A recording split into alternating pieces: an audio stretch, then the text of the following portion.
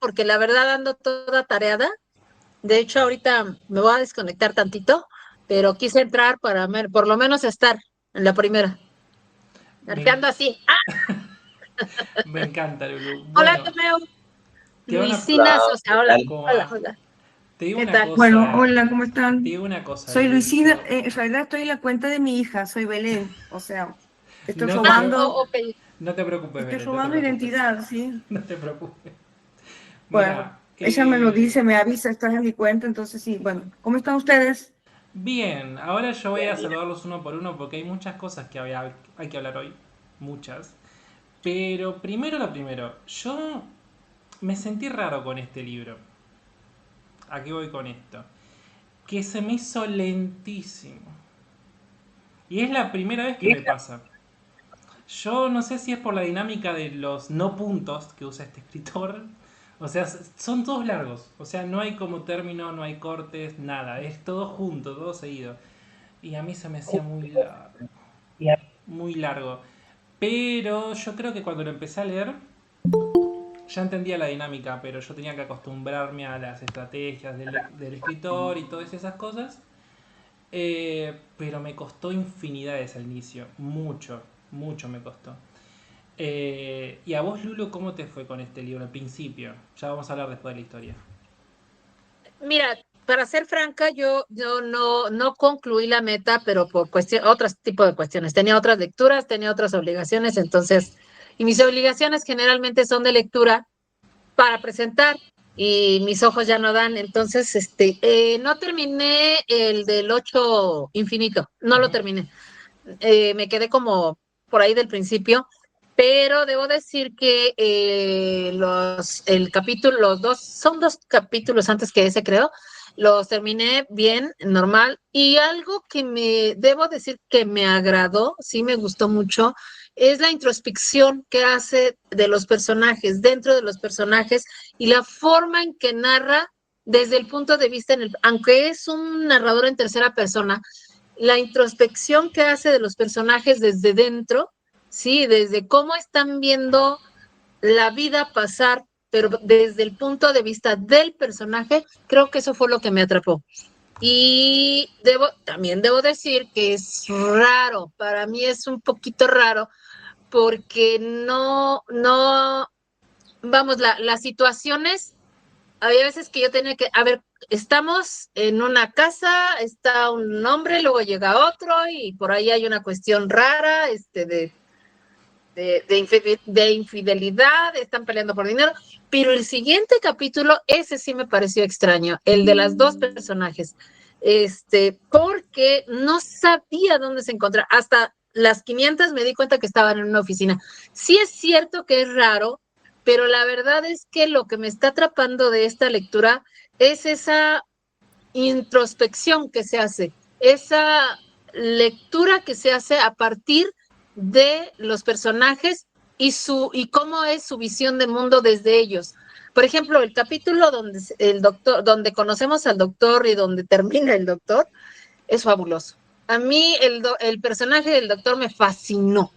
¿Sí? Me fascinó ese personaje, la forma en que lo presenta, la manera en que vive, la manera en que ve el profesor, el espacio, los objetos, cómo va narrando la vida, lo mínimo de que no se puede, no quiere ni siquiera levantarse al siguiente 2 metros, y esos 2 metros están llenos de hierba, de basura, porque no quiere acercarse allá, pero después se decide a salir pues porque lo abandonan, literalmente lo abandonan.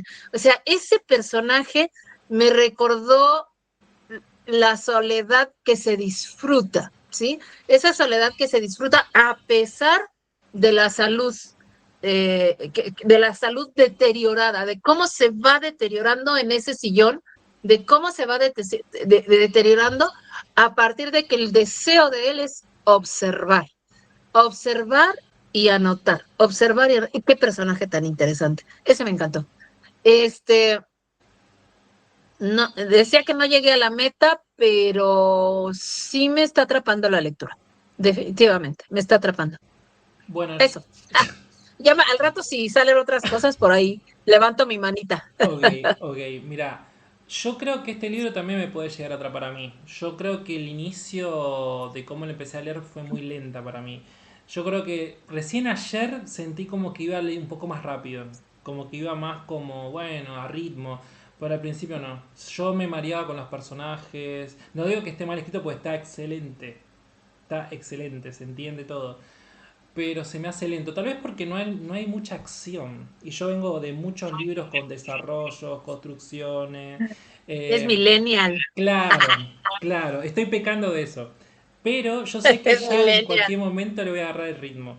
¿Por qué? Porque empecé a leer un poco más rápido cuando hablaban que venía el que no había muerto en ese momento, en el primer capítulo. Al final del primer capítulo, ahí ya me iba desprendiendo, como diciendo, sí, ya ya me capturó.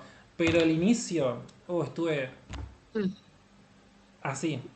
Mientras que estaba trabajando, mientras estaba con la cuestión también de mi cuenta acá de libro, y yo decía, es como que no era el momento, viste, como para, ya que hablaste de la soledad y el disfrute, en mi soledad no sentí disfrute, tenía que estar trabajoso.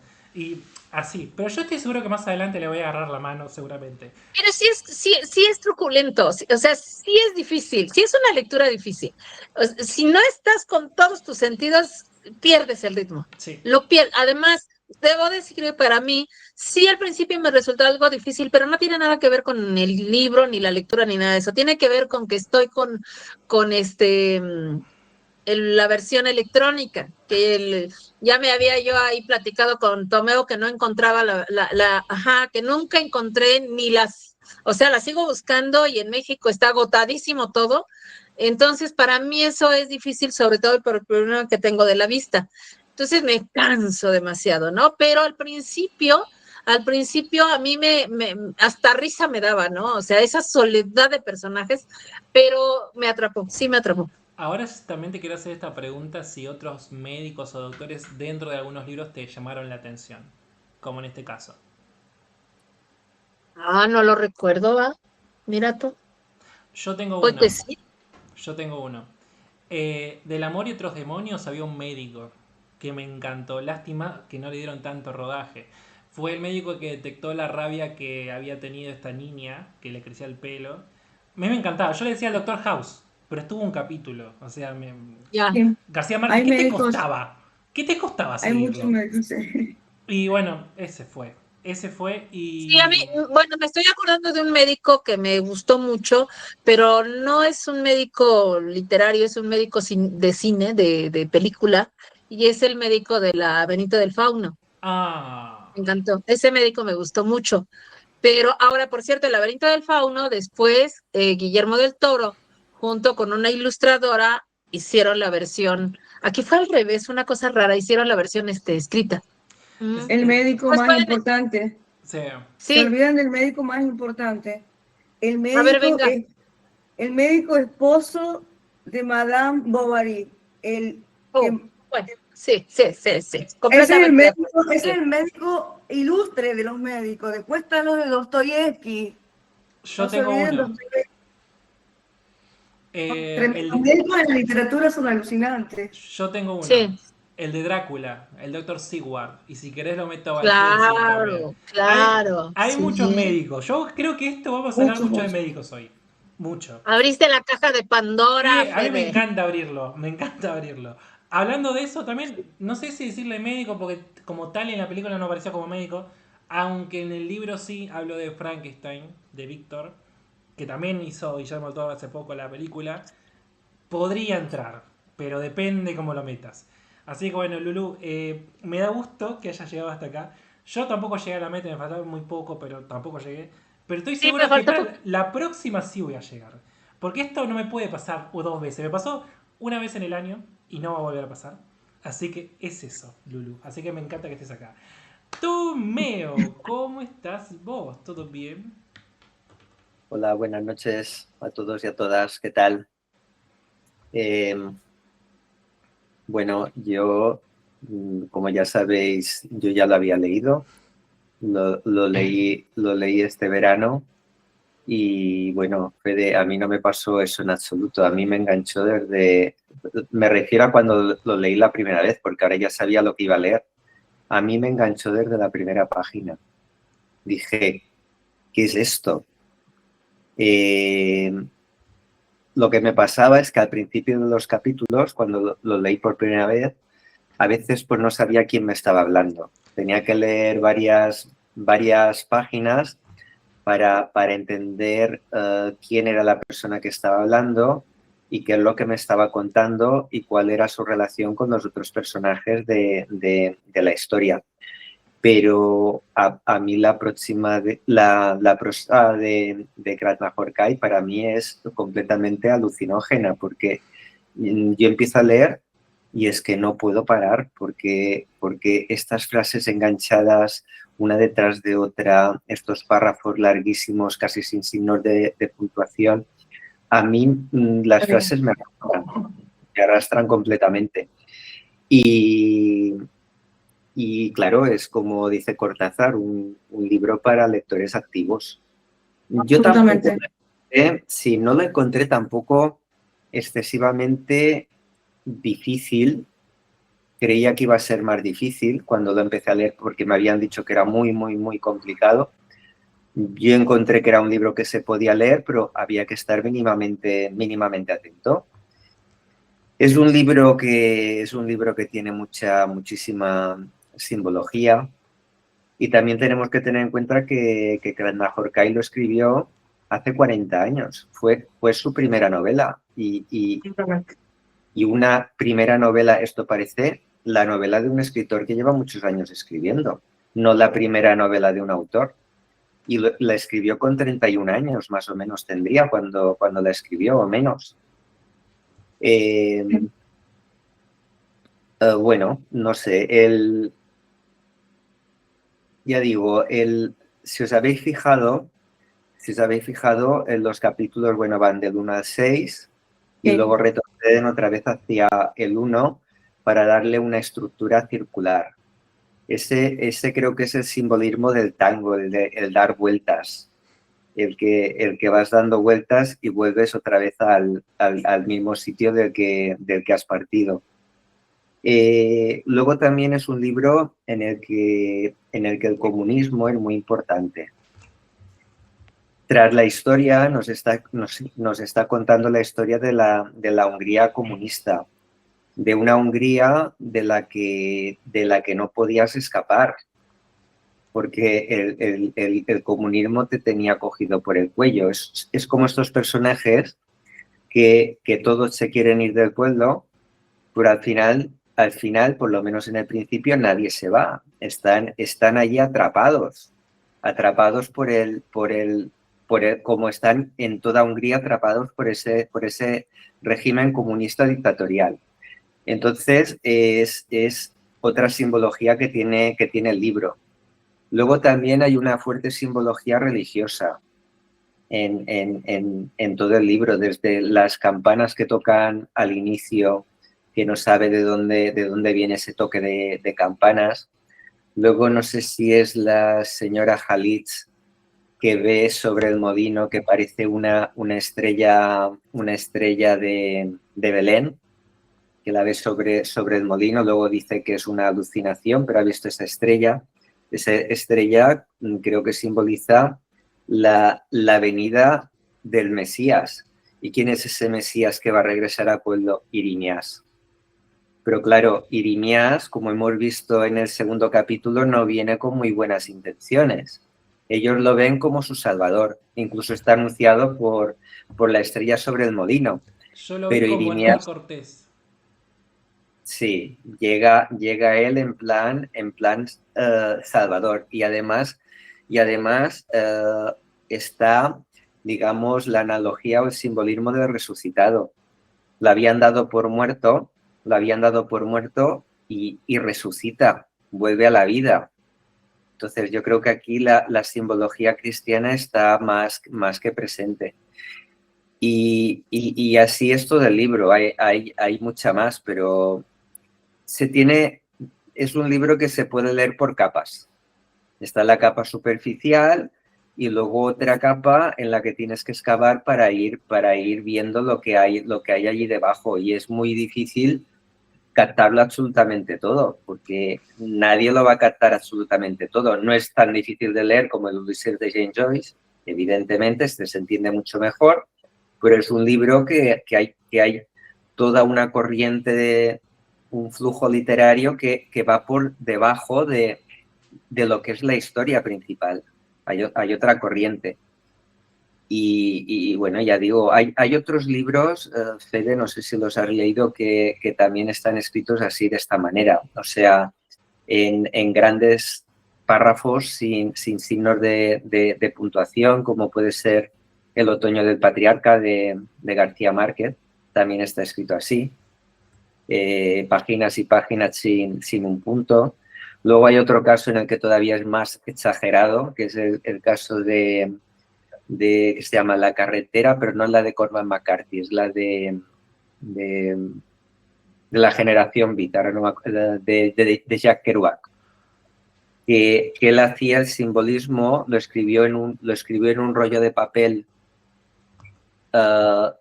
un rollo continuo de papel que cargó en su máquina de escribir, y está escrito todo en rollos de papel, porque quería que simbolizase una carretera. Entonces, al estar las letras escritas de punta a punta, pues simbolizaba la Ruta 69, que recorre prácticamente Estados Unidos de este a oeste, o al revés. Y luego también, más reciente, está el Temporada de Huracanes de Fernanda Melchor, que también los capítulos están escritos así, y además cada capítulo está la historia por un personaje, como ocurre también en este libro, que cada capítulo, menos en el cuarto, que están en el bar, y allí sí que salen diferentes protagonistas, el resto de historias, pues cada capítulo es es verdad que es un narrador en tercera persona, pero es un narrador en tercera persona pegado al personaje. Nos cuenta la historia desde el punto de vista de ese personaje. No sé cómo se llama este estilo indirecto libre, creo que se llama, cuando el narrador está pegado al personaje y nos lo cuenta, aunque es tercera persona, casi es primera persona, porque los personajes saben lo suyo, pero no saben lo de los demás. Pero es un narrador que no participa, ¿no? No participa, pero digamos que está en la mente del personaje. Está en la mente de cada uno de los personajes de los que está narrando, y lo acompaña durante todo el capítulo. ¿Llega a ser menos en monólogo interno? Menos en el capítulo 4, que hay diferentes personajes que se mueven dentro de lo que es la taberna o el bar. En los otros capítulos está narrado de manera continua en tercera persona, pero metido el narrador en la cabeza de cada uno de los personajes. No llega a ser monólogo interior. No, sí, ¿puedo interrumpir un momentito? Sí. Para que no se me vaya la idea. La otra situación con ese narrador es ese narrador que hace efecto cámara y que es genial, ¿eh?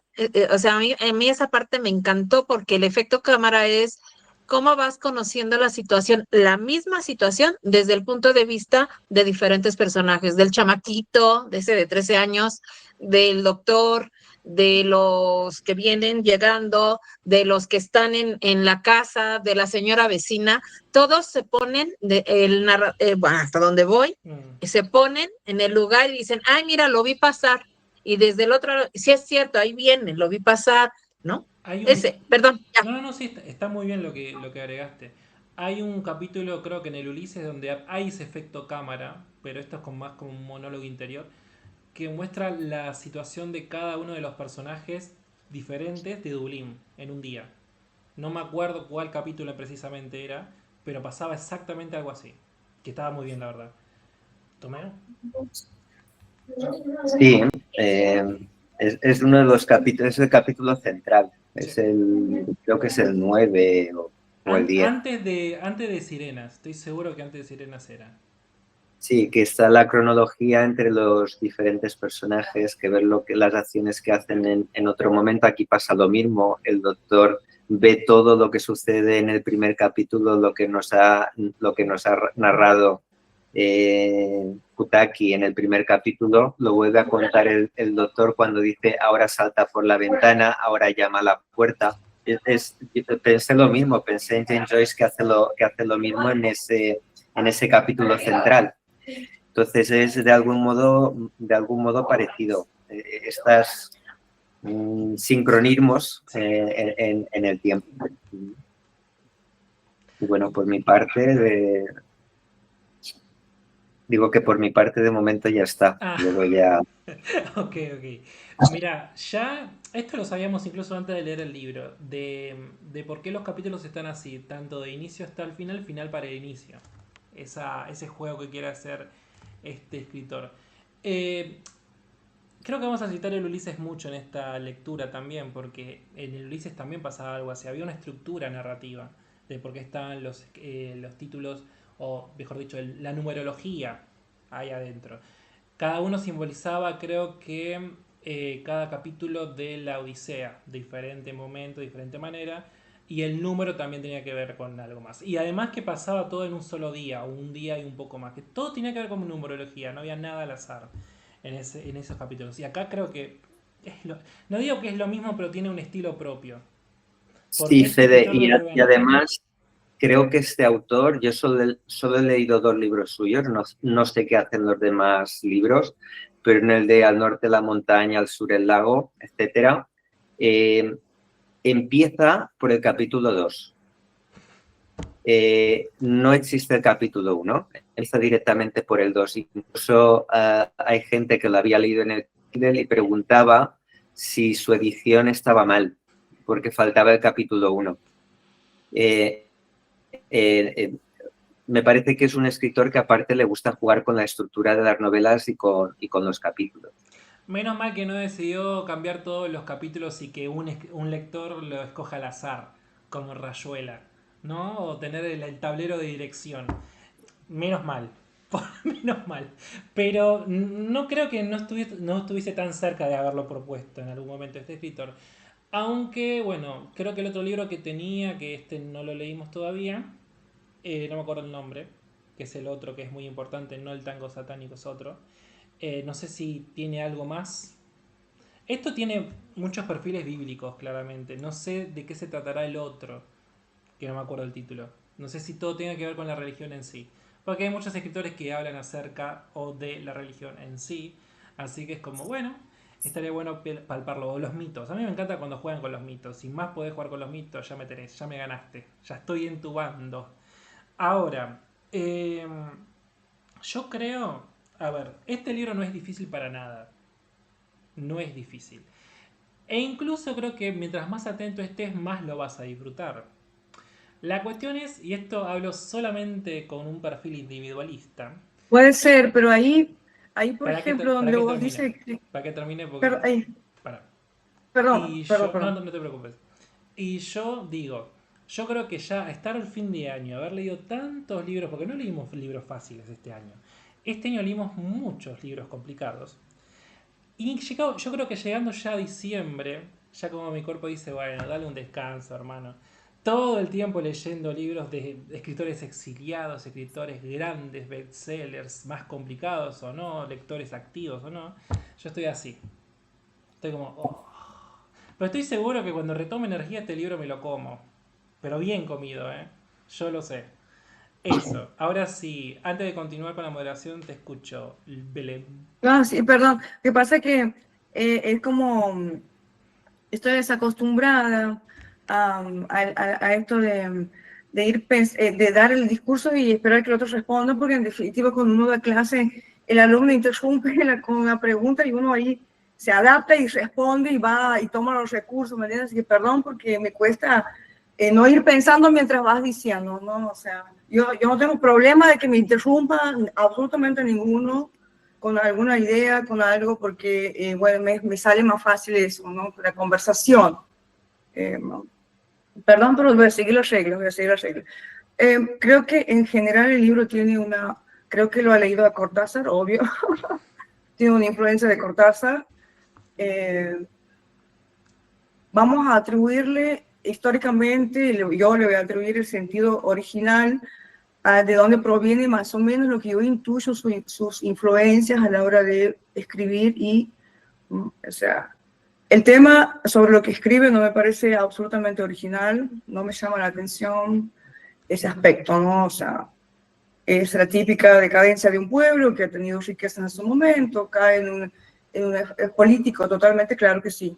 O sea, lo que sí alucina es su escritura en cuanto a la prosa. Me alucina la prosa. O sea, no lo leo por nada más que por la prosa. Por ejemplo, yo he rescatado, o sea, porque es visual, ¿no? Es para mí, o sea, es totalmente visual. ¿Por qué? Porque, bueno, abre las ventanas constantemente. O sea, te lleva a acorralarte con la prosa, pero te abre ahí una ventana porque te contacta con algo histórico, con algo que has vivenciado. O sea, es como que para leerlo tienes que tener no un contexto, sino saber, como dice, conocer esa sensación post-comunismo o post-crisis de guerra, ¿entiendes? O sea, que está distribuida en nuestro ADN cultural de una manera, bueno, en la literatura y también nosotros como sujetos existenciarios, ¿me entiendes? Reconocemos cuando el personaje ingresa en esa crisis, ¿me entiendes? Nos acerca, bueno, la prosa, solamente lo hace a través de la prosa. O sea, no veo que por más que uno tenga la imaginación, él nos introduce en ese campo del libro, de esa cosa, de personajes en una ciudad común, propio del capitalismo, ahora también, o sea, pueblos totalmente olvidados. Yo vivo en Santiago del Estero, tengo como 5 o 6 pueblos así. Pasó el ferrocarril, se fue y se murió y la gente está atrapada ahí, ¿me entiendes? O sea, no es que... Pero me vuelve a enfrentar a eso, ¿me entiendes? Como existencial, como sujeto histórico, me encanta. ¿Me entiendes? Me encanta, pero lo hace de la prosa. O sea, con esa continuidad de palabras, que me parece que tiene la influencia de Cortázar. Le ha gustado Cortázar y ha dicho, voy a ver, experimento cómo se siente escribir así, porque yo inmediatamente lo he abierto cuando veo el índice, veo eso, y digo, vale, querido, copiar a Cortázar. Yo he pensado eso, ¿cómo le he copiado a Cortázar la forma de hacer los capítulos? Y así eso, pero igual no lo he mejorado. I'm sorry, pero me apareció inmediatamente. Después, cuando describe, por ejemplo, hay algo que me lleva a García Márquez sin querer, que lo ha notado. Cuando Futaki se sienta en la primera página con la luz, la primera que abre, se sienta en la cama, o sea, se sienta en la cama ya cuando está con la señora, con la mujer, como dice el autor, como dice es la mujer. Él dice, ojo, hoy seguro ocurrirá algo. ¿No? Entonces digo, García Márquez tiene un personaje, ahí inmediatamente, he escuchado eso en otro lugar, entonces inmediatamente digo, ¿en qué personaje? García Márquez ha dicho eso, el personaje de García Márquez, bueno, en 12 cuentos peregrinos aparece una escena allí donde alguien dice, hoy va a ocurrir algo y empieza una locura en el pueblo. O sea, porque hoy va a ocurrir algo forma parte de un mito, pero también de una superstición de un pueblo. O sea, cuando vos dices, hoy va a pasar algo, hoy me he levantado con un presentimiento, y desencadena todo a partir de eso. Bueno, digo que sabe mucho de nuestra literatura como latinoamericano, me parece alucinante, porque se le nota, ¿no? Y bueno, si vamos a ser honestos, esa idea de García Márquez lo trae Rulfo, o sea, si vamos a reconocer algo en la literatura, viene con Rulfo, quizás el realismo mágico ese que después, como dice Vargas Llosa, García Márquez como que... no se pelean porque se han sido a morir, no se pelean, se pelean porque me parece que Vargas Llosa descubre que García Márquez no es sincero con Rulfo y nunca dice, no, disculpe, Rulfo es mi influencia, no ha inventado nada. Entonces yo lo veo ahora aquí, ¿no? Esas influencias de lecturas, de cómo armar los personajes, de esos lugares, ¿no? Lo que Lulú dice, introspección, ¿no? Ese mundo interior de los personajes, construido desde la historicidad. 100 años de soledad creo que viene, la historia es en un pueblo donde es bananero, ¿verdad? Pero no produce la banana ahí, sino que justamente viene una empresa, lo va a explotar y genera toda una migración y una inmigración en Colombia y de pronto ¡pum!, desaparece. Entonces quedan atrapados los personajes, ¿no? Las personas y los personajes empiezan a surgir ahí, ¿no? Bueno, eso a mí me ha atrapado la prosa de llevarme a viajar nuevamente por eso. O sea, sí, es como dice Fede, te vuelve a enfrentar a, creo que con el Quijote nos pasaría igual, estaríamos ahí muy resistentes, pero como dice Gadamer, cuando hablamos Gadamer siempre dice que tenemos que salir para la lectura de los prejuicios, ¿no? Habla justamente de los prejuicios de la interpretación y acercarnos o sabiendo ya de las cosas, ¿me entiendes? Como, bueno, eso es un prejuicio, aunque sea científico, ¿no? Aunque sea bien llevado por la experiencia, que es lo peor. El prejuicio hecho por experiencia para leer me parece que la lectura entonces no te va a ayudar. Porque para leer hay que estar como desnudo, eso es ¿no? Esto. Eso me ha provocado a mí este hombre. Por eso, la meta la he vuelto o sea, siempre lo hago con 3 lecturas. Por más que sea 10 capítulos, 8 capítulos, tiene que tener para mí esa metodología. Porque no puedo decir nada si yo me acerco ahí y veo las ventanas, como dice Benedetti, veo las ventanas, entonces la ventana se ve en la primera lectura, después viene la puerta en la segunda, y en la tercera es como que, bueno, ya estamos sentados ahí, ¿me entienden? Y bueno, he hecho eso así, estoy en la tercera, y anotando cosas, porque, bueno, esa es mi experiencia. Nuestro Tomeu nos contó todo, sus sentimientos, todo, y me asusta mucho, porque ha visto todo del autor, ¿me entiendes? Ya lo he leído y me asusta que me lo entregue así, bueno, sorry, voy a romper ese muro. No te preocupes, Belén, mirá. Acá puedes venir a decir lo que no sabes, lo que sí sabes, lo que te da curiosidad, todo. ¿Viste cómo vos hablas de la lectura del desnudo? Sí, Literalmente es eso. sí, Ofrecer nuestra desnudez y escuchar y entender y ver la desnudez del otro. Y es sí, así. sí. Mira, yo te digo una cosa. Primero, ¿cómo estás, Belén? ¿Todo bien? No te pude saludar. Bien, aquí estoy trabajando también como Lulú en el intelecto, leyendo otras cosas todo el tiempo, así que de eso. Bien. Bien, dando clases. Bien, entonces estás en carrera, literalmente. Mira, yo te voy a Sí. decir un par de cosas. Sabes que muy pocos libros de este tema me han llamado la atención. Para hablar más naturalmente, la verdad, cuando se habla de un pueblo postcomunista o antes de la Primera Guerra Mundial o Segunda, a mí me chupa un huevo muchas veces. Pero, sí, pero cuando se trata de el módulo de presentación, ¿cómo me presentás esa historia? Ahí sí. Yo cuando era más joven yo pensaba que prefiero una historia divertida que una historia para pensar tanto tiempo. Cuando fui creciendo me di cuenta que es más importante la forma de escritura que la historia en sí. Vos me podés contar cualquier pelotudez, pero si está bien escrita ya me ganaste. Y de una manera peculiar.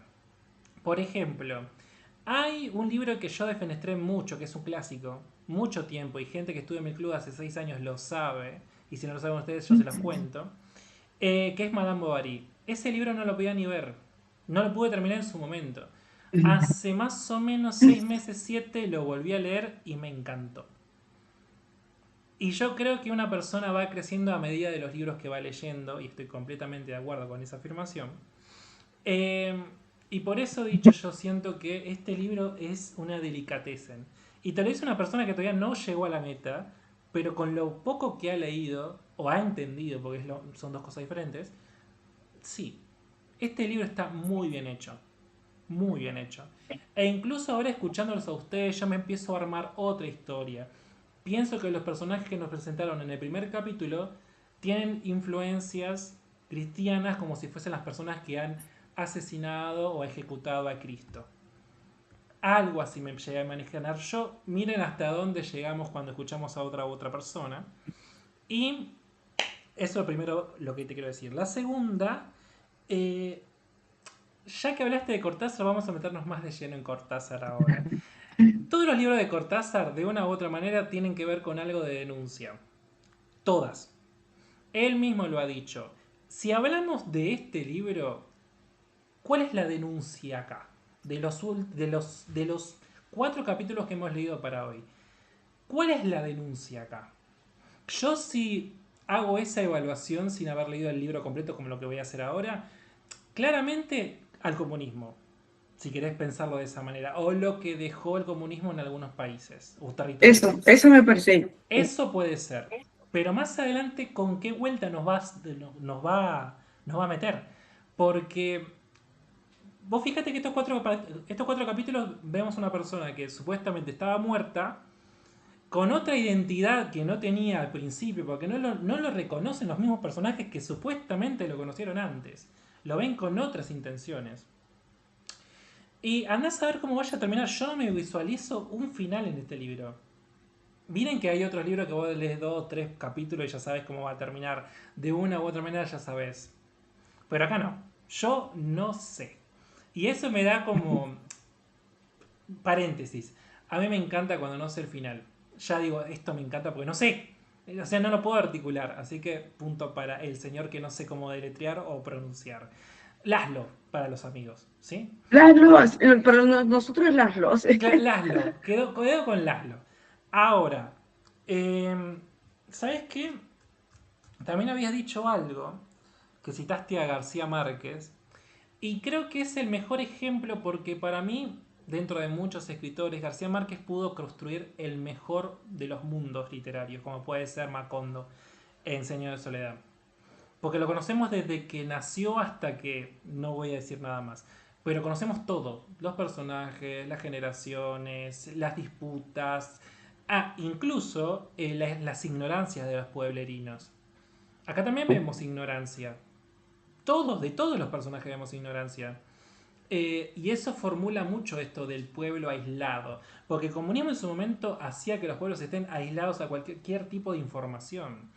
Y esto es algo que pasaba y pasa todavía. Podría ser al revés también, que cuando un país o una parte del mundo se declara comunista lo aísla. Claro. También, Eso es verdad, pero mira, vamos a hacer un juego. Vamos a verlo al revés. Vamos al otro lado del iceberg. El capitalismo con la sobreinformación que te da, en uno u otro sentido, también nos aísla.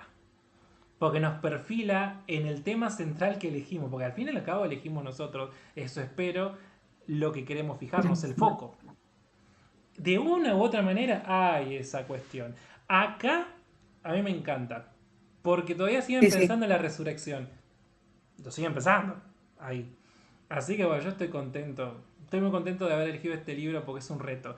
Cuando un libro es un reto, es un reto, sí. satisfactorio, Es un reto. Belén. Así que bueno, no te preocupes porque te vas a acostumbrar a este club. Este club es primero es un monólogo y después es una conversación. Monólogo, conversación. Te vas a acostumbrar. Así que gracias por estar acá, Belén. Pero te escucho a vos. ¿Cómo estás? Bien, muy bien. Mejor que la semana pasada, sin fiebre. Bien. Recuerden que estaba mal, con fiebre, transpirando, así los escuchó y bueno. Pero bien. También sorprendido por la técnica literaria, en primer lugar, la manera que va superponiendo algunos párrafos que no creo que como dice Tomeu, quizás estén con poca puntuación, sino que abusa de las comas. Sí.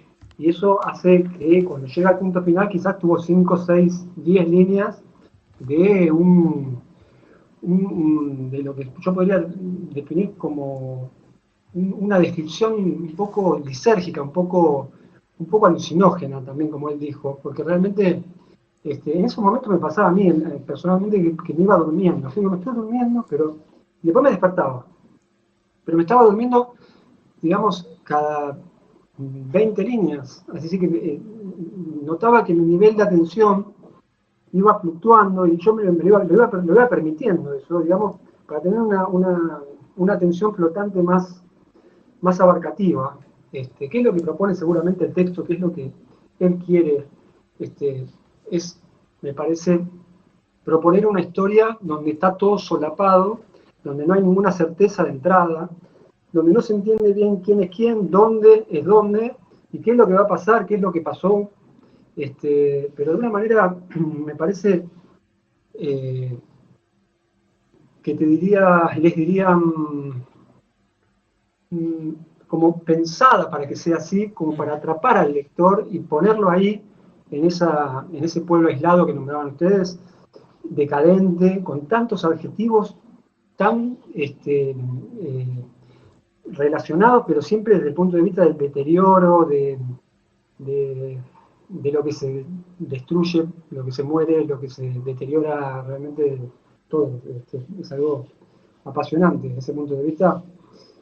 Luego que superé la técnica literaria que traté de comprender, porque eso suele pasarme que sí trato de comprenderlo, a ver cómo está proponiendo su retórica, ¿no? Es decir, ¿qué informaciones da? ¿Cuál es si hay un narrador, si es omnisciente o no? ¿Qué personajes están? Los iba anotando, porque suelo olvidarme de los personajes, realmente no se los anoto. Y hago notas al margen y los lugares también. Y me fui encariñando página a página y en la vorágine de querer terminarlo para hoy, porque conseguí el libro, lo compré, entonces no quise empezar con la edición digital, pero me llegó 3 días después, entonces me quedó poco tiempo y bueno, finalmente me quedaron algunas páginas para llegar al final, pero de los 4 capítulos, ¿no? Así es que coincido con mucho de lo que fueron nombrando ustedes como lo llamativo. Esta Hungría postcomunista, o el pueblo, o la novela, me impresiona como un lugar fantasmal, ¿no? Sí. Lo que propone él, por lo menos. Y sinceramente tampoco sé cómo va a terminar y tampoco me lo propongo, digamos, no puedo imaginármelo.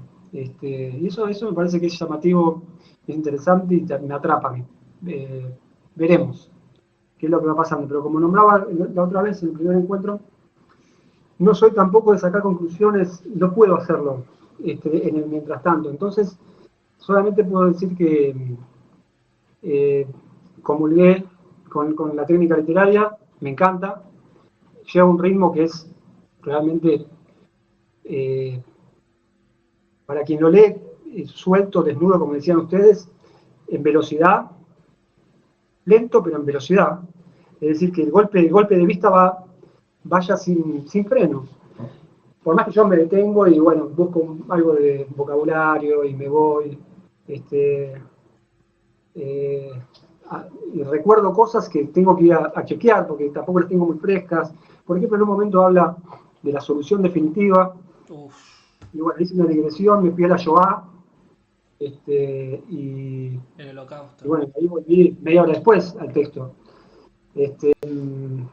Me llamó mucho la atención cómo va hilvanando sustantivos que después quizás en un capítulo previo los goza y luego desarrolla algo en el siguiente que tenía que ver con aquello. Quizás en su técnica de escritura algo haya quedado de lo que escribió, quizás cuando escribe los siguientes capítulos lo termina de desarrollar. Pero muy, muy lindo, me gustó mucho. No puedo decir más nada por ahora. Bueno, yo me quiero quedar con varias cosas que dijiste, Jero, porque a mí me pasó que me dormí muchas veces. Sobre todo, el primer capítulo para mí fue el desencadenante de que pude haber leído lo demás. Porque si no, no llegaba. Yo creo que me dormí mucho, en el sentido de que se me caían los ojos. Es como que no sabía. Sí, En ningún momento empecé a leer. Creo que esa es una buena forma de formularlo. No sé si conocen este juego y si no lo conocen, más o menos se los voy a mostrar. Que hay un juego donde hay como fichitas que son 4 en fila, así, y todos los participantes empiezan desde el medio. Y si no sacan, se juega con un dado. Si no sacan 6, no empiezan a jugar. Bueno, yo en este libro nunca saqué 6. O sea, me quedé hasta que tuve que... No pude salir de la partida. Porque decía, dale, pero no... Nombre de personaje aparecían, yo seguía. ¿Qué carajo hago acá? Me perdí en el mismo lugar, húngaro fantasmal. No salía. Es como que hasta que yo creo que fue un alivio para mí. Ya cuando hablaban de Irinias. Ya cuando hablaban de ese personaje, llegué, estoy ahí, ya sé qué está pasando. Pero lo primero no entendí un carajo. O sea... Me gustaría agregar dos cositas que pensé mientras ustedes estaban hablando. Bueno, eso pasa Primero, mucho acá, ¿sabes por qué? Porque yo digo algo y vos te vas a acordar de más cosas, así que te escuchamos. claro, influencias, a mí me remitió directamente a Balzac, Honoré de Balzac. Sin embargo, pero eso sería un Balzac misterioso en todo caso, fantasmal, llamémosle, sin dar consignas claras, todas consignas veladas, a propósito veladas, ¿sí? De manera intencionada. Y quién más me remitió? Bueno, a Rulfo.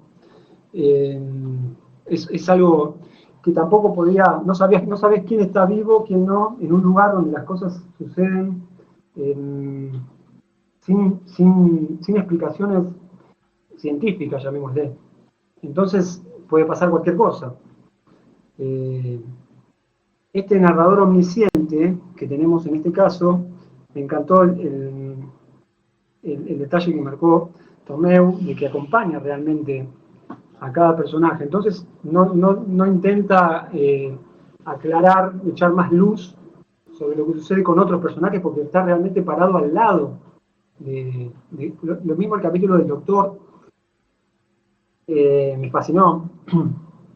Me fascinó porque yo soy médico y el grado de llamémosle, no sé cómo decirlo, de obsesión que el hombre tenía con su tarea, que era observar qué es lo que estaba pasando, lo había llevado a un punto en el que yo alguna vez, estudiando, no siendo médico, estudiando me sentí presa, que es darle una plena importancia a los acontecimientos intrapsíquicos, llamémosle, y que lo que está alrededor pase a un plano casi etéreo. Entonces no se preocupaba, venía la señora Kramer a limpiarle el inodoro, ¿no? 3 veces por semana al hombre. Como nombraba Lulú, la casa, lo que sería, ¿no? Y, bueno, eso nomás. Ok. Me quedé pensando, ¿qué has leído de Balzac? Papá Goriot, la piel de sapo, creo que esos dos. Porque lo tengo en un libro, en un solo libro estamos, por aquí. ¿Cuál te gustó más? Papá Goriot y la piel de sapo. Papá Goriot. Tengo el problema exactamente de que no recuerdo, si tuviera que hablar del texto en este momento, tendría que ojearlo y ver las notas que hice, pero no guardo el registro perfecto con el tiempo. Imagínate que ya lo he leído hace 10 años, más o menos. Más o Lo menos. sé leído. Sí. A Rulfo, un poco más reciente.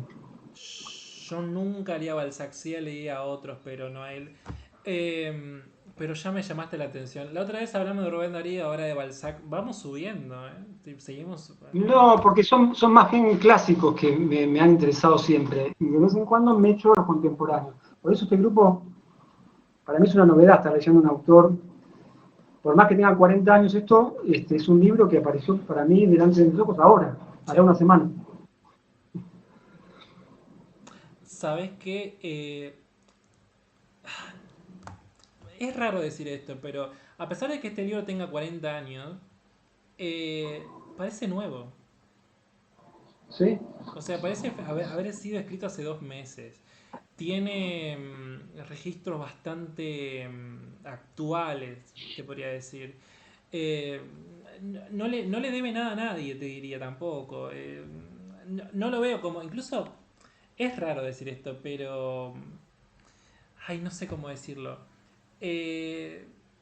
Hace 40 años este tipo estaba en el 2020, no jodamos. Claro. Yo no veo... Si alguien me dice que esto fue escrito hace 40 años, no le creo. Pero ahora que lo sé, ahí lo tenemos. Antes de seguir moderándote, Lulu quiere decir algo. No, ¿está bien la intervención ahorita o Sí, interrumpo sí. algo? Sí. Ah, ya. No, es que quisiera, a mí lo primero que se me vino a la mente cuando empecé a leerlo fue el asunto del tema de la decadencia de los pueblos, ¿sí? De la decadencia de pueblos abandonados o lugares que se tienen que abandonar porque ya no hay nada que hacer. Y en ese sentido, por supuesto, que a mí se me vino a la mente Juan Rulfo, ¿sí? Con su Pedro Páramo, pero también hay otros que García Márquez tal vez por ahí, pero no sé decir en dónde, pero seguro García Márquez, la hojarasca o por ahí, ¿no? El mismo 100 años de soledad, donde abandonan un lugar para ir a construir otro, ¿no? Pero hay uno, además de Juan Rulfo, hay uno mexicano que se llama Agustín Yáñez, que escribe mucho sobre la Revolución Mexicana y las consecuencias de la revolución. Es muy crudo. Agustín Yáñez es crudísimo. Y tiene una novela que se llama Pueblo de Mujeres Enlutadas, que también es un pueblo que fue abandonado no por las mujeres y los niños, pero por los hombres, por esta cuestión bélica, ¿no? La Revolución Mexicana. Entonces, estoy de acuerdo con, no es Luisina, es Belén, ¿verdad? Sí. Con Belén, en el asunto de que tal vez el tema sea recurrente en determinadas obras literarias. Yo conozco poco de Europa, he leído, pero conozco poco, pero creo que el tema es recurrente. También en América Latina es recurrente el tema de las decadencias, no solamente de los espacios y de los tiempos, pero la decadencia de los personajes. Y eso lo vemos de entrada, ¿no? De entrada vemos un hombre que se levanta, ya cansado con la vida, tiene a una mujer a su lado que no es su mujer, el hombre que llega, la cosa ridícula, ¿no? De te sales por un lado, pero entras por el otro lado. Sí. El doctor, las chicas prostitutas, ¿no? El chamaquito que quiere ya, le urge sexo, ¿sí? El conejito que le urge sexo, los que vienen que no son tan buena onda, o sea, solo personajes decadentes, pero el ambiente, los espacios, todo es decadente. Entonces son la decadencia, pero es un tema recurrente en la literatura universal. Esa decadencia de lugares y de personajes y de ambientes y de tiempos es recurrente. Ese es por un lado. Y por otro, y siguiendo el asunto de la forma de la escritura, también hay otros ejemplos en donde no necesariamente se pueden masticar bien, ¿no? Las lecturas. Hay una novela que yo la leí por accidente, francamente, porque si yo la veo no la elijo. Leí La celosía de Rob Grillet, un francés, no sé si le suene. La celosía es tremendamente loca, es una narración loca, ¿sí? Loquísima, hablando en términos de la escritura. Se vuelve como una, ¿cómo se llama? Una espiral que regresas y otra vez, y regresas y otra vez, porque se repite y se repite y se repite y se repite. Esa novela se llama La celosía de Rob Grillet. Y hay otra que es una española, que seguramente Tomeo la conoce, o algunos de ustedes la conocen, que se llama 5 horas con Mario, de Libes. 5 horas con Mario también es un monólogo, pero es un monólogo obsesivamente repetitivo, pero perfectamente justificado el discurso. Es una novela fabulosa, pero que también tiene esta cosa de que te cansa o que te podría llegar a cansar la lectura si no se capta desde el principio la intención. Es un monólogo de una mujer que ha quedado viuda, ¿sí? Durante la época franquista o a finales, porque habla de su marido como un rojillo. Entonces, eso es genial. Esa es una novela muy, muy buena. Entonces, son estas dos situaciones en donde digo que se repite la decadencia de un pueblo, como en otras novelas, pero que lo hace único su discurso. Eso es lo que lo hace único. Y no me importa que haya sido hace 40 años. Se entiende perfectamente ahora. Porque yo creo que ahora hay esa decadencia todavía en la realidad. En México hay pueblos que son abandonados por una cuestión social que tenemos, por un conflicto social que tenemos en México muy presente todavía en el mundo y aquí, y es el asunto que tiene que ver con el narcotráfico. Los pueblos se abandonan, ya sea porque lo sacan con violencia o porque huyen por temor. Y hay pueblos, sobre todo en el norte, hay pueblos abandonados. En Michoacán hay pueblos abandonados. En Guerrero hay pueblos abandonados. Entonces eso, pues obviamente es un fenómeno social que pues hay que lo está reflejando en la literatura, ¿no? Eso, Bueno, ¿sabes qué? ya. Te voy a decir varias cosas, pero me hiciste acordar algo que dijo Belén hace un ratito. Esto del abandono de pueblos o la Sí. decadencia en sí mismo de ellos. Hay un cuento, no sé si es de los 12 peregrinos, pero sí hay un cuento de García Márquez que yo lo tuve que leer incluso cuando estaba estudiando periodismo, que era algo muy extraño está por pasar en esta ciudad o algo así, que era de García Márquez. Es un cuento cortísimo, básicamente es eso. Una persona dice algo malo está por pasar y corren la voz. Porque lo mencionó, Claro, lo mencionó. lo mencionó. Y eso viene desde una decadencia, también podríamos hablarlo. Pero también hay otro libro de García Márquez también, que es El amor en los tiempos del cólera. En los últimos capítulos de ese libro, para mí es asqueroso. La decadencia que manejan. Es hermoso escrito, pero la decadencia que manejan tanto el personaje enamorado como el personaje que no le dio bola en todo el libro, eh, es el final que todavía no puedo asimilar. Porque los dos están hechos polvo, hablando de, bueno, ya está, ya pasó la vida. Para mí es... no sé qué hizo García Márquez para escribir eso, porque la verdad le salió muy bien, pero asimilarlo es una cosa terrible. Y hablando de eso, te voy a preguntar, y a todos ustedes también, porque estaría bueno hacer un reto ahora, que digamos libros que hablen de decadencias.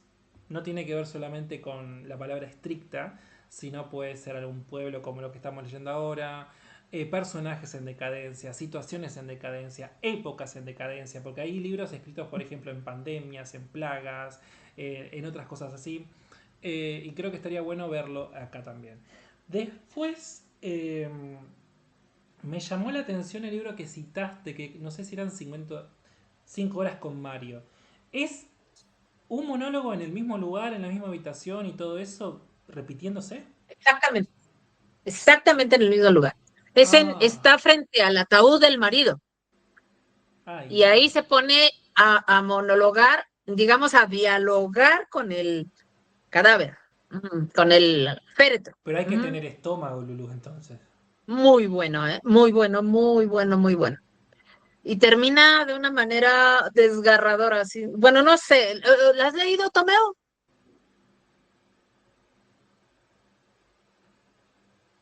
Yo la leí hace como 30 años y lo sigo recordando, o sea, así me pegó, ¿no? Ah, está silenciado, Tomeo. Ay, no. Ah, vuelve a entrar y... Espera que le voy a dar la palabra a Belén, así también hablamos de los libros en decadencia también. Belén, te escuchamos. Justo ahí había seleccionado yo algo que tenía que ver cuando abre el libro, cuando empezamos las primeras páginas, ¿sí? Cuando el personaje que me llama completamente es Futaki, que se sienta y mira, y dice en la parte, mira, contempló con tristeza aquel cielo que no auguraba nada bueno. Los restos abrazados del verano recorrido por bandadas de langostas y de pronto vio desfilar en una misma rama de acacia la primavera, el verano, el otoño y el invierno, como si percibiera la totalidad del tiempo que jugueteaba en la esfera inmóvil de la eternidad, mostrando una infernal línea recta, la cual daba la impresión de atravesar el paisaje escabroso del caos, y al crear así la altura alimentaba a la vez la ilusión de que el vértigo era algo necesario. Y se vio a sí mismo una cruz de madera formada por la cuna y el ataúd. Se vio allí agitándose atormentado hasta que finalmente una sentencia árida que no conocía distintivos ni distinciones y sonaba como un chasquido, lo entregaba desnudo a los lavadores de cadáveres. Eso cuando escribe que ahí en Futaki empieza a mirar todo alrededor, el ambiente, se descubre, dice, me tengo que ir de aquí, ¿verdad? Dice, esta noche me voy. O sea, entonces, y dice, instalarse la muerte en la sopa, en las comidas, ¿no? O sea, mostrar eso, el personaje viendo cómo la muerte en el pueblo lo lleva, ¿no? También eso o sea, es un montón. Ahí ya avisa cómo creo va a empezar y cuál es la atmósfera a mí me lleva constantemente a toda como dice Humberto Eco, que es justamente esta gran lectura que hacemos todos, que hemos tenido libros de diferentes influencias y de formas, ¿no? Que la tradición está todo el tiempo ahí. Esperando a Godot, sí, ¿no? Esperando a Godot, los personajes ahí, si los recuerdan a la historia, o sea, esperando a Godot, o sea, así. Y todo lo que ellos empiezan a evidenciar en esa espera, ¿no? En la ilusión de la espera, de que llegue Godot y traiga justamente esto, que resucite la gloria, que haya algo. Y también Godot es ahí, ¿no? Postcomunismo, eh, post-revolución, no postcomunismo, sino post-revoluciones, porque el comunismo, bueno, podría aparecer ahí, pero el mundo en sí es post-revolución, entonces como que hay un espíritu así triste, bajón, porque bueno, se nos ha caído la verdad, se ha roto el velo, hemos descubierto la fragilidad. Cuando él ve en la casa de primavera el verano y el otoño y el invierno, ve justamente el nacer y el morir del hombre, ¿no? O sea, bueno, eso. Me ha encantado y por eso yo me alucina que me llevó otra vez a la palabra, ¿no? Eso. Y eso, decadencia para mí, Godot, Camus, o sea, todo es decadente después de lo moderno, la modernidad del siglo XIX en adelante es decadencia en la literatura, sabemos, más llamado existencialismo, pero es decadencia. Entonces todos los personajes son así, después del muro de Berlín, todos estamos dolor, atravesados por el trauma de Occidente y de Europa, nosotros los latinos, partidos. Entonces, eso, pero eso, decadencia en todos los autores, ¿no? En sus libros, en en la náusea, en Godot, bueno, García Márquez la endulza, Rulfo la endulza, Vargas Llosa la endulza, Cortázar la endulza, Borges no la ve, Borges la describe en poesía, ¿no? ¿Me entiendes? Después empezamos así, la decadencia aparece así, ¿no? Pero creo que es filosófico lo que aparece en los autores eso, ¿no? Porque ellos te avisan la verdad, el fin, la finitud del ser, la moral esa que se pone en crisis ante una situación límite, ¿no? Cuando los personajes se quieren estafar y el otro cacha que él quiere estafarlo, o sea, la transformación de esas amistades, de esos encuentros que con el paso del tiempo se deterioran, justamente porque parece que hay una presión social y que uno tiene que huir y tiene que hacer cualquier cosa para huir. Y eso significa a veces romper la moral, bueno, respeto a mi amigo, respeto a mi causa, respeto a mi idea, la rompo la idea, rompo la amistad y me voy porque me quiero salir de este pueblo fantasmal.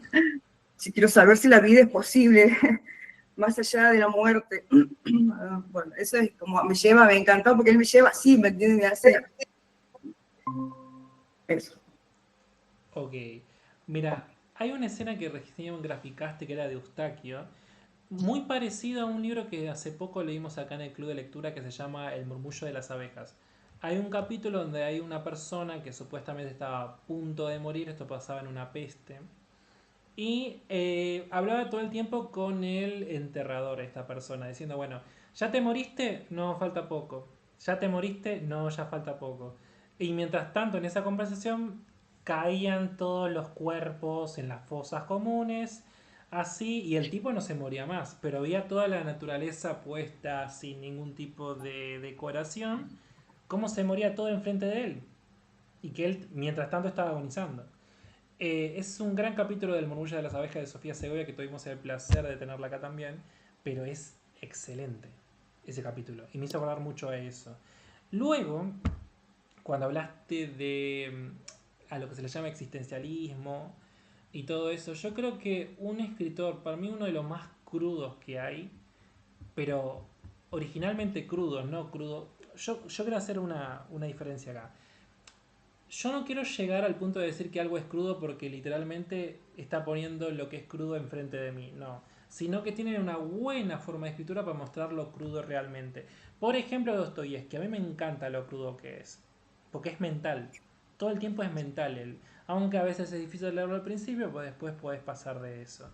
Otro que habla de realidades, que a mí me encanta mucho, es Milan Kundera. Aunque tiene un poquito que te lo dulcifica, te lo pone con algún tipo de ironía. y te hace pasar más ese mal momento. Por eso me gusta mucho él. Pero si hablamos de libros decadentes, a ver, que hablemos de una situación en decadencia, a ver, ¿cuál podría ser? Libros de decadencia, que vos decís, como este, que no hay nada. Bueno, Klaus y Lucas es decadencia. O sea, se habla de dos niños con actitudes animales y todo eso, sí, es muy decadencia. ¿Qué más otros libros en decadencia? Bueno, si querés El amor y otros demonios, ya cuando es el final. El final para mí es muy decadente. Y sobre todo que pasa dentro de una iglesia. Es la crítica misma a la iglesia. Decadencia, Lolita. Lolita. Todo. Pero rica, es riquísimo esa decadencia, porque está escrita muy bien. Pues puede decir que está escrito desde los ojos del violín. Así que es como, no, es decadencia total ese libro, pero es hermoso esa decadencia, escrita. Escrita, ¿eh? Escrita.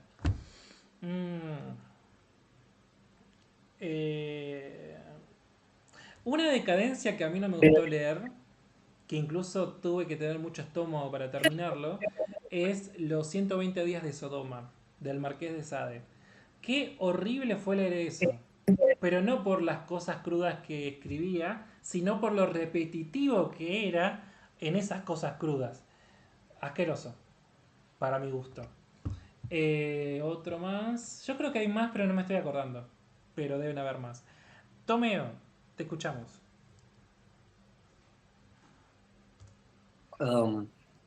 Bueno, primero quería contestar a Lourdes, que me había hecho una pregunta, pero hoy se me entrecorta. Hay ratos que la línea se cae, no sé por qué, Okay. y hay ratos que quedáis fijos.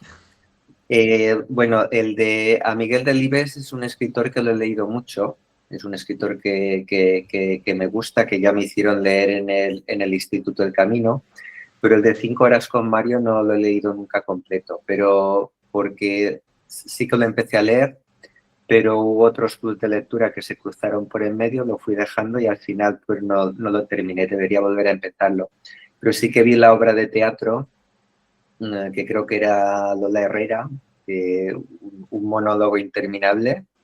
Entonces conozco la historia, pero Miguel Delibes es un escritor que me gusta mucho, tengo muchos libros suyos.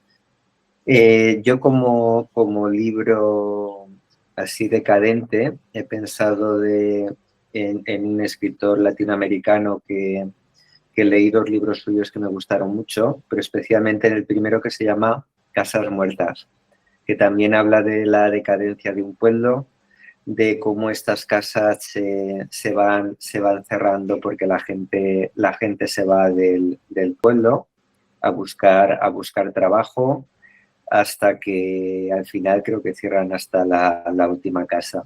Y luego en el siguiente libro que leí suyo es la continuación, Oficina número 1, que es todo lo contrario, es cómo nace un pueblo de la nada alrededor o sea, un pueblo en cierto modo artificial, donde se va agrupando la gente que trabaja en los pozos petrolíferos que están bajo el control de las empresas americanas, pero son pozos que están no sé si es en Venezuela, no me acuerdo exactamente qué país era. Pero sobre todo la primera parte es de una decadencia brutal.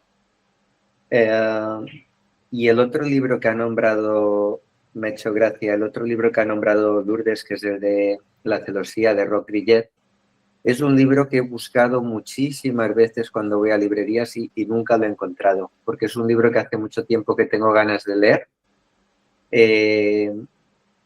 Leí unas críticas en los que por lo menos, no sé si me va a gustar el libro o no, pero por lo menos me interesó porque sé que está construido de una forma sumamente original. Y también en lo que hemos hablado de las frases largas de Krasznahorkai, el mismo Krasznahorkai dice que las frases cortas son artificiales, porque la mente humana es un torrente de palabras. O sea que de alguna forma las frases largas reproducen más nuestra forma de pensar, que va dando saltos. Nosotros tenemos un pensamiento continuo, todo el rato estamos pensando, todo el rato vamos pensando. Es una forma de transcribir esta corriente de pensamiento que tenemos en la cabeza. Pero me hizo gracia que curiosamente, bueno, este año lo ha ganado Krasznahorkai, que escribe con frases larguísimas, pero hace apenas 2 años lo ganó John Fosse, el escritor noruego, que se caracteriza por todo lo contrario. Escribe con frases súper cortas, a base de muchas repeticiones.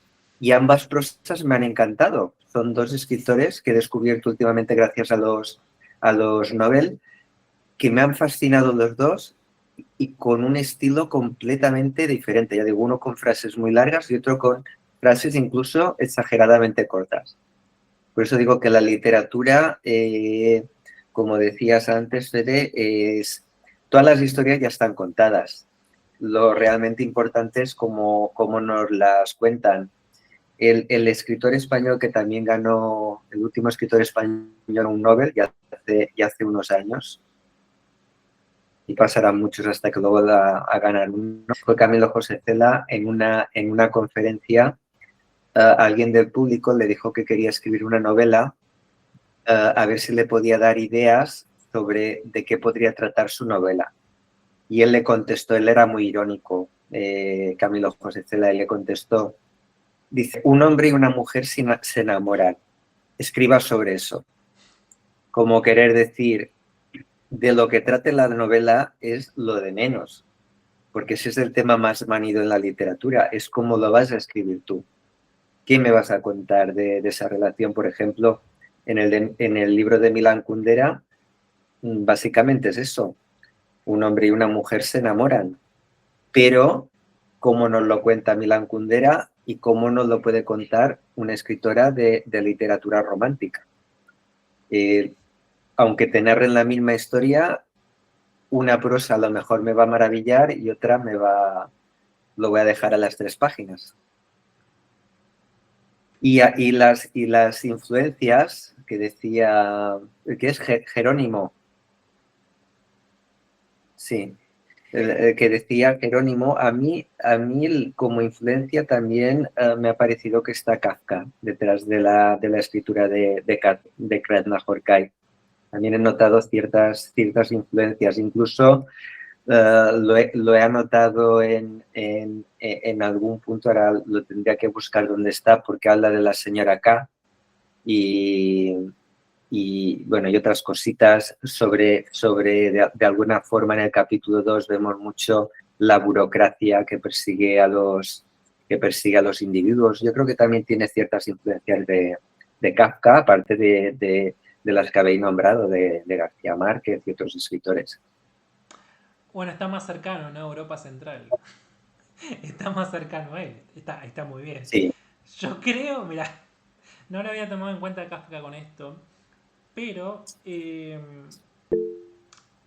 ahora me pongo a pensar mucho, ¿no? Como es verdad la ironía en esa pregunta-respuesta de, bueno, tomó una pareja que se enamora y a partir de ahí escribí algo. Y a veces me da risa, más ahora que antes, este tipo de galardón que se le da a algunos escritores como escritor que escribe romance o escritora que escribe romance. Yo ahora estoy pensando eso. Yo no sé si lo está tratando de escritor o de estúpido. La verdad que no sé. ¿Por qué? Porque veo que escritor de renombre tiene la habilidad de escribir eso a partir de o después de o lo que quiera hacer después de eso. Por ejemplo, Rayuela. ¿Es una historia de amor? Algunos dicen que sí, otros dicen que la otra no estaba interesada, Maga estaba en un mundo y el otro en otro. Pero sí, o sea, sí. Pero no importa, ¿quién habla de la relación entre Maga y el personaje principal? O de Morelli de más adelante. No importa tanto la estructura narrativa, cómo está construida, cuál es el efecto que tiene depende de cómo lo leas, porque tiene como una transformación si vos lo escribís, si vos lo lees de una manera u otra. Y a mí me encanta eso. ¿El Ulises es una historia de amor? Puede ser que sí. O sea, con lo De que habíamos desamor. visto, sí. Más por cómo termina, porque para mí es un final hermoso. Pero no es lo más que trasciende. A la chica se la trata todo el tiempo que lo está corneando. O sea, pero es divertido cómo termina. Podemos dar más. Pero, a ver, Tomeo, decime, ponele 2 o 3 libros decadentes. Antes de los libros decadentes he encontrado el párrafo en el que más he notado la influencia de Te Kafka, aunque escuchamos. creo que está en varios, que es en el capítulo del doctor, que coincido con Lourdes en que es el mejor de los 4 capítulos y cuidado con el doctor, que nos va a deparar muchas sorpresas. Dice, buscó en la pila de cuadernos el que decía señora Craner y apuntó, K ha presentado la renuncia. Eso siempre lo hacía Kafka, llamar K a sus personajes. K ha presentado su renuncia, no quiere seguir. Que me dirija al fondista, dice, ¿no? Cuando la señora Craner dice que ya no va a hacerle más la compra porque tiene que ir al pueblo y está lejos y puede manchar los pies. Luego, más libres, aparte de Casas Viejas, que he nombrado antes, ¿te refieres? Sí. Pues tendría que pensar. Claro, es que libros decadentes hay muchísimos. Pero tendría que pensarlo. Luego, si se me ocurre durante la reunión, pues los digo. Ahora sí, a bote pronto no se me ocurre ninguno que sea especialmente decadente, No, aunque no todos de lo la mala son, forma, un claramente, poquito. sino de la historia decadente. No que sea decadente el libro. ¿Me entendés? Tal vez. Porque si hablamos de libro decadente, el manantial ya lo tenés ahí enfrente. Pero dentro de la historia. O sea, ahí.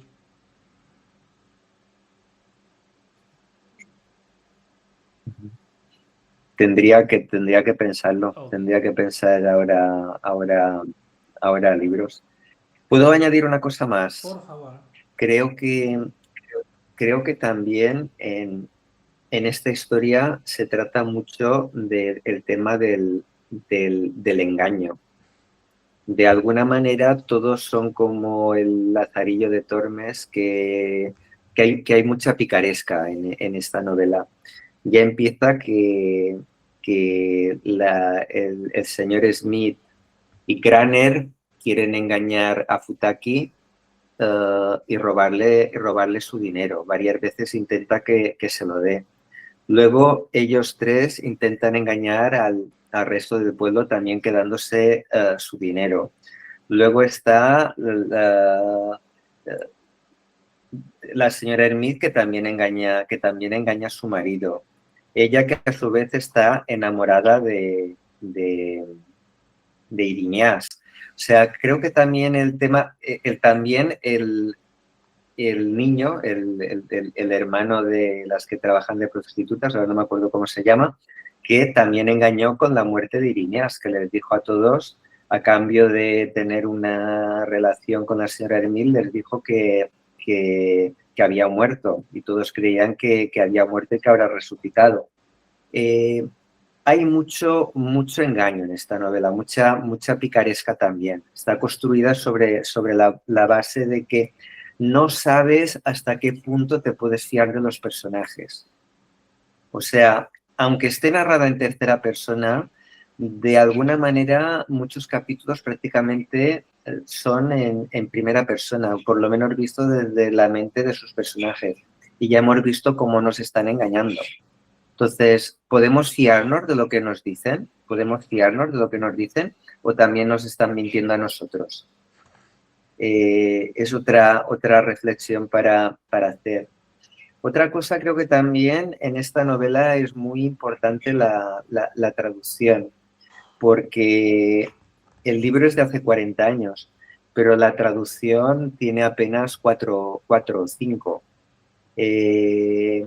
Así como un libro, al estar escrito en su idioma original, digamos que el libro se mantiene con los años.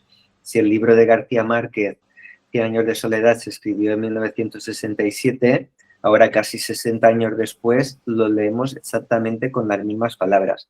Pero un lector inglés que haya leído una traducción del año 1970 y lea otra del 2025, ese lenguaje habrá ido evolucionando. Entonces no estamos leyendo el mismo libro. Ese es el problema cuando leemos obras que no están escritas en el idioma original.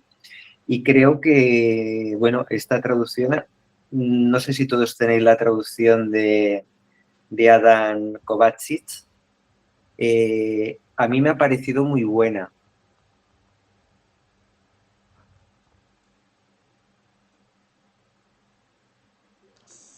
¿Ustedes? Pero se me oye porque a mí se me ha cortado. A mí se me cortó justo cuando dijiste Se te cortó, se te cortó un poquito. poquito. Sí, porque a mí también se me ha cortado. Decía que la traducción me está pareciendo magnífica, pero creo que es una traducción que de alguna forma está actualizada en el lenguaje. Si esa ¿Cómo dices que se llama el traductor? Ay, perdón. ¿Cómo dices que se llama el traductor? Ah, ya se pasmó otra vez. De Acantilado Kovacic. Ah, sí, Sí, efectivamente es ese. Yo creo que no debe haber más traducciones al castellano, y la editorial Acantilado es una editorial que cuida mucho las traducciones. Son ediciones caras y suelen ser ediciones muy cuidadas. Además, por el apellido, probablemente tenga ascendencia húngara el traductor. Pero creo que el lenguaje, el vocabulario está actualizado de ahora. Creo que si hubiese traducido el libro hace 40 años, tal vez la traducción sería diferente.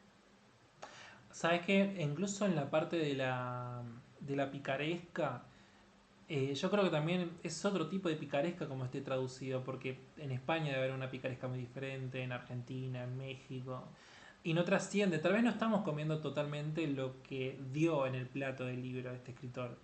Yo creo que también está eso. O sea, no es el mismo nivel de picaresca o cómo nosotros lo vamos a recepcionar. Porque hay un libro que me hace acordar un poquito a este, que es de Gogol, Almas Muertas. Me hizo acordar mucho.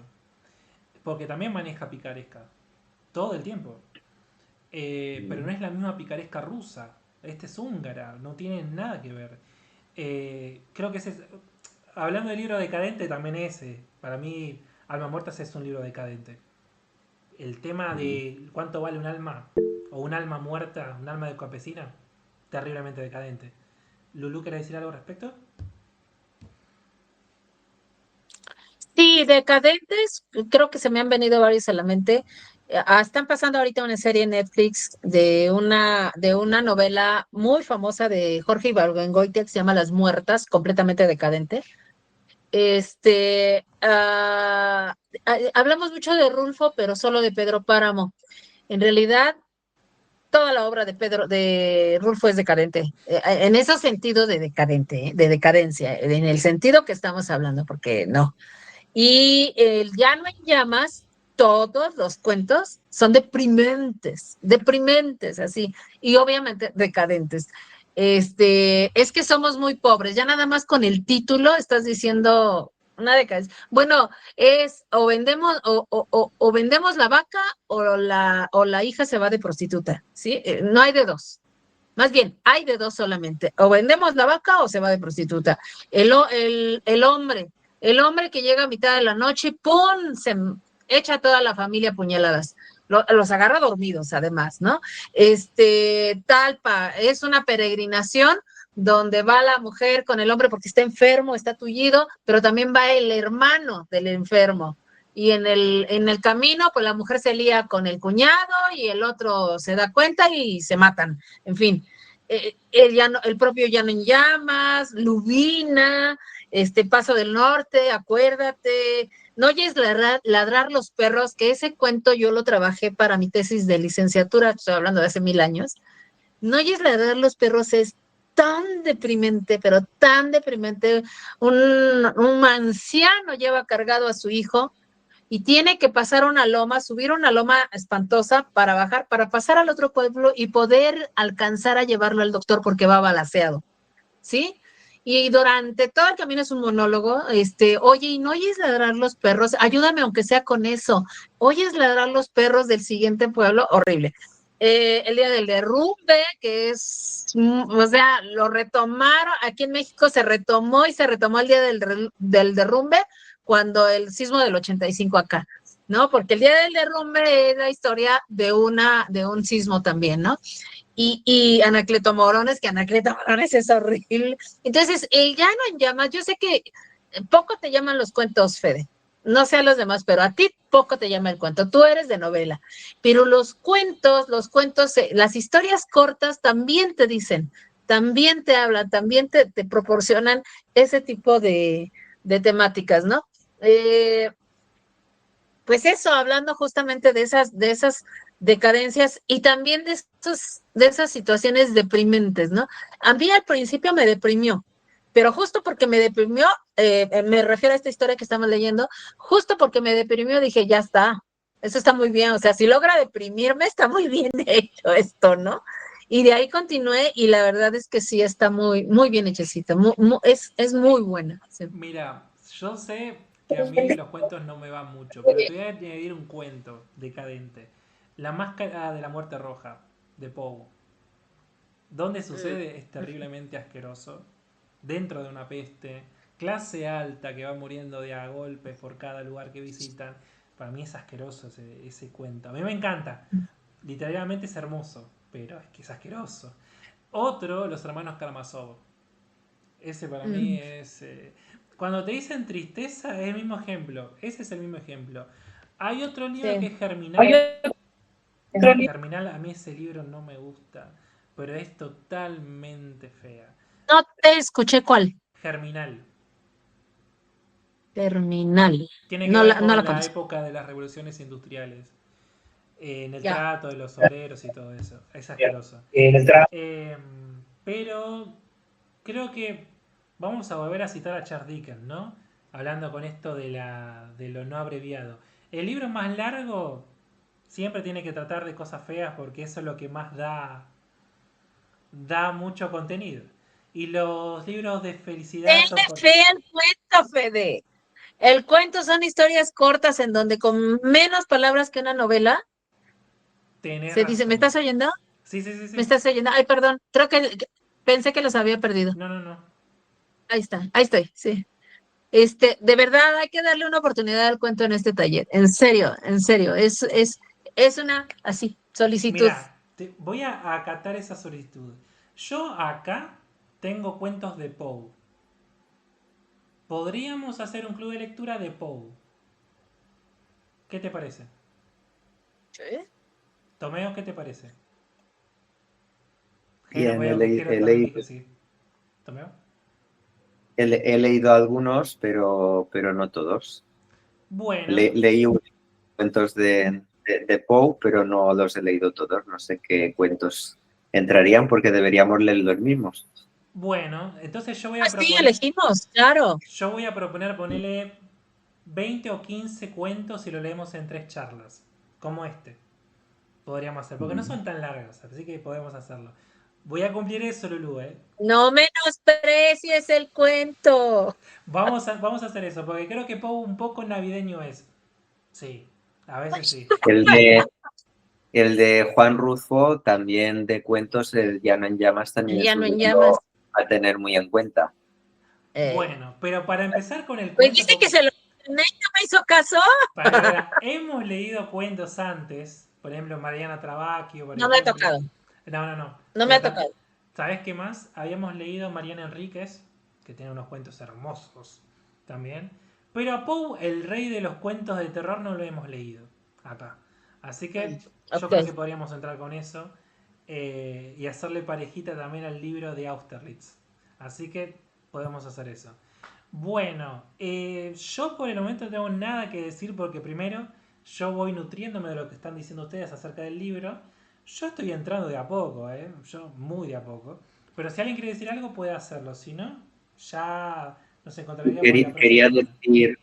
Quería decir un último libro decadente que se me ha ocurrido ahora, que también es de un premio Nobel, en este caso del medio japonés, medio inglés Kazuo Ishiguro, que se llama Los restos del día,